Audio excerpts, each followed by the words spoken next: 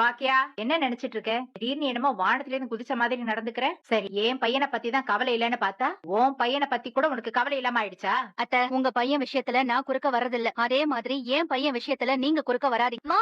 எல்லாரும் ஒன்னா இருக்கணும்னு உனக்கு ஆசையே இல்லையாமா? எல்லாரும் சந்தோஷமா இருக்கணும்னு எனக்கும் ஆசையா தான் இருக்கு. தனித்தனியா இருந்தாதான் அது நடக்கும்னா அப்படியே இருக்கட்டுமே. எல்லாரும் ஒரே மனசோட தானே இருக்கோம். நீ மட்டும் தான் வேற மாதிரி யோசிக்க. நீ சொல்லியிருந்தானே அவன் கேட்டிருப்பான்ல. நீ வேணே ஏதோ பண்ற மாதிரி இருக்குமா? பரவாயில்லடா, நீ அப்படியே நினைச்சுக்கோ. பாக்யா, நமக்குள்ள மாற்று கருத்துக்கள் வரலாம், சண்டைகள் வரலாம். அதையும் தாண்டி குடும்பங்கிறது ரொம்ப முக்கியமான ஒரு விஷயம். குடும்பத்துல இருக்கிற எல்லாருமே இப்போ ஒன்னாவே இருக்கணும். குடும்பம் தான் நமக்கு பலம் வரும். எல்லாமே குடும்பம் தான். குடும்பங்கிறது நம்ம ஃபேமிலிங்கிறது ஒரு பூமான மாதிரி. அதுல இருந்து கொஞ்சம் பூ உதிர்ந்துட்டாலே மாலைக்கு மரியாதையே இருக்காது. நீங்க சொல்றதெல்லாம் கேட்க நல்லதா இருக்கு. ஆனா அத நீங்க சொல்றதுதான் ரொம்ப வேடிக்கையா இருக்கு. இது வரைக்கும் நிறைய நடந்துருச்சு. என்ன வேணா நடந்திருக்கட்டும். ஆனா எல்லாத்தையும் தாண்டி நம்ம குடும்பம், நம்ம எல்லாருமே ஒத்துமையா ஒன்னா இருக்கணும். புரிஞ்சுக்க பாக்யா. எழில் வீட்டை விட்டு போன உடனே நான் அவனை பார்க்க போயிருந்தேன். வீட்டுக்கு திரும்பி வான்னு கூப்பிட்டேன். ஆனா அவன் உன் பிள்ளையாச்சே. கூட எல்லாருமே சேர்ந்து பேசி மறுபடியும் எழிலையும் அமிர்தாவையும் நிலா பாப்பாவையும் நம்ம வீட்டுல தங்க வைக்கலாம் தான் நினைச்சோம். ஆனா இதான் வேண்டான்னு சொல்லிட்டியே. பிளீஸ் பாக்யா, கொஞ்சம் இந்த விஷயத்தை பத்தி பொறுமையா இது நம்ம குடும்பம். தயவு செஞ்சு நம்ம குடும்பம்னு பேசாதீங்க.